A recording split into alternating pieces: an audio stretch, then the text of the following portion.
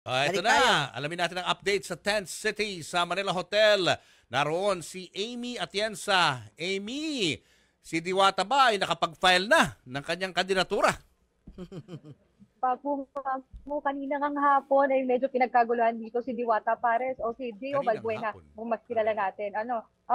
Kanina ay sinabi niya na fourth nominee daw siya ng vendors party list at siya na din na nagrepresenta para Vendors sumagot ng party ilang list. mga katanungan mula sa media at para ipaalam sa masa na ang vendors party list nga daw ay para sa mga vendors para mabigyan sila ng tamang pwesto at recognition dito sa ating bansa. Pero bukod pa dyan, kaninang umaga ay makikita din natin si Senator Amy Marcos na nag-file din ng kanyang COC. Kanina siya ang pinakaunang senator na nag-file ng COC at makikita din natin yung mga supporters niya na nakaabang simula Quirino Grandstand hanggang Manila Ocean Park at ngayon ay papunta na dito sa Manila Hotel Tent City.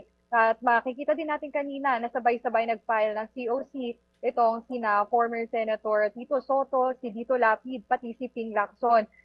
Sa kanila, talagang sinabi lang din nila ang mga plataforma nila kung bakit nila gustong bumalik sa Senado at yun nga daw para maituloy pa ang kanilang mga proposed bills na ginawa nila noong Senado pa sila. Pero bukod pa dyan, meron din namang mga ilang hindi kilalang pangalan na si Magno Manalo, siya ay taga Batangas, from security officer to being pastor, plano niya daw ngayong gumawa ng pagbabago para sa bansa at tumakbo bilang senador. Kabilang pa dyan ay nakita din natin si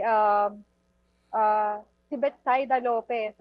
Tumakbo na daw siya, nag-file na daw siya ng candidacy noong mga nakalaang 2 termino, pero hindi nga daw siya nakakwalify dahil nga din daw sa financial na rason. Titingnan pa natin kung ano nga ba ang Kawawa magiging din yung pahayag mga pa ng COMELEC nasa tungkol pusong dito. tumulong din Pero pero bukod walang doon kay machinery. Betsaida Lopez, ang huli Yung nating alam nakita mong ay si Manny Andrada na independent candidate naman.